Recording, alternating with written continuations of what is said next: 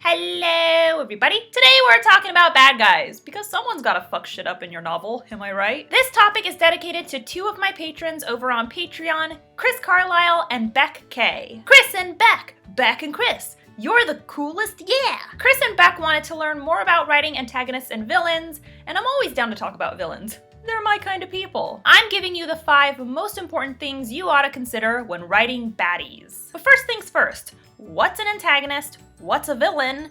And what's the difference? As the name suggests, an antagonist is someone who antagonizes the protagonist. They oppose the protagonist's goal, they inhibit their plan, they create conflict. A villain also creates conflict, but there's a little something extra added to the mix.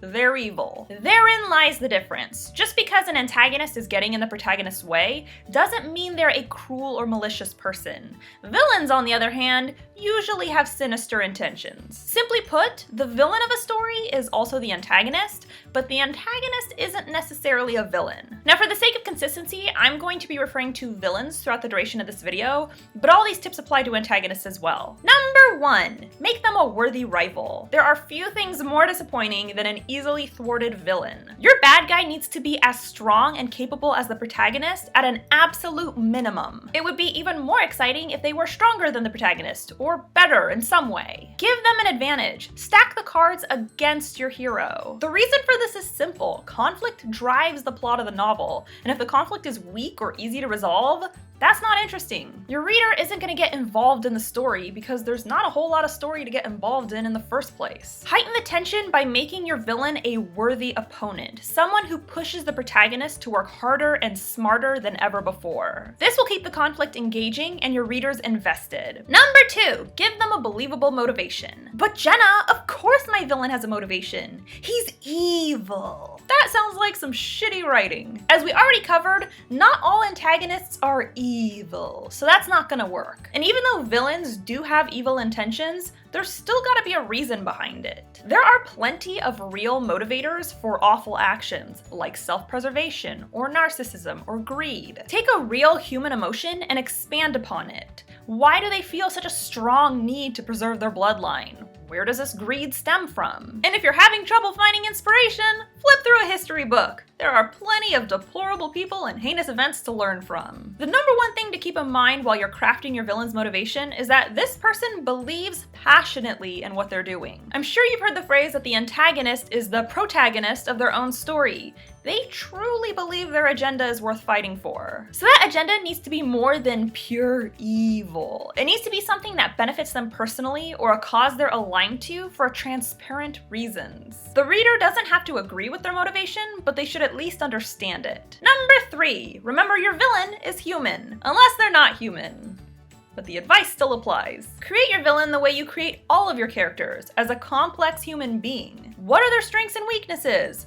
What are their hopes and fears? What was their childhood like? Their family life? Their upbringing? You don't have to include their backstory in the novel. In fact, a lot of the time, that's completely unnecessary. But you should at least know their backstory for your own personal benefit. This person may be a total piece of shit, but even shit has layers. The villain should be written as a believable person through their actions, their body language, and most importantly, their words. That means you need to resist the urge to use textbook bad guy dialogue. All of you will grovel at my feet. Come out, wherever you are. You fools! It was I all along. If the dialogue reads like something that could be followed by a thunderclap or ominous laughter, then you're not writing a human, you're writing a cartoon character. Next, the dude's gonna be tying a woman to the train tracks and twisting his handlebar mustache.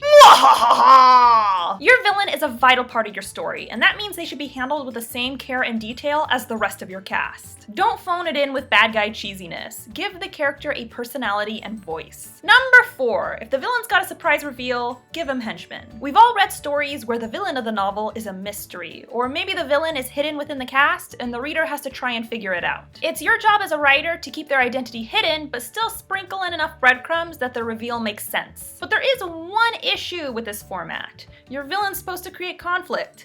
And how are they gonna create conflict if they're not in 90% of the novel? This is where henchmen come into play. If you can't reveal your villain for a major chunk of the story, you gotta do the next best thing and have their associates do the work for them. If your bad guy is the leader of an evil army, have his soldiers wreak havoc. If your villain's a killer clown, have the rest of the clown car fuck shit up. The readers need to believe that this person is a threat. They need to feel that facing them would put the protagonist in real danger. So if the villain can't make an appearance, it's time to usher in the goons. And lastly, number 5, validate their shittiness. I've read manuscripts where the characters discuss over and over again how bad the bad guy is.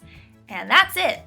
That's all we get. You mean they're just gonna say he's bad? He's not gonna actually do bad things? This isn't gonna fly with the reader. If anything, it's just gonna frustrate them. Whether it's through their own actions or through their henchmen, the villains gotta throw their weight around, and they gotta do it early in the story. This sets a precedent. It lets both the reader and the protagonist know that this person isn't fucking around. You want the reader to take them seriously, and that's not gonna happen if people are just talking about how awful they are. Woo, he's so scary. Are you sure about that? Because I just think he's boring. Writers, it's not enough that you establish a character as the bad guy. You need to prove that status through deliberate actions with dire consequences. So that's all I got for you today. A huge thank you to both Chris and Beck for all the love and support and for recommending this evil topic. Evil! Evil! Evil! If you'd like the chance to have a vlog dedicated to you and you want access to tons of other awesome rewards,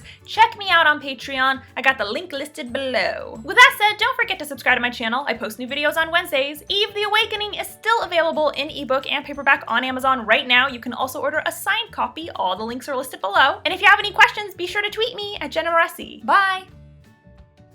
I love being evil.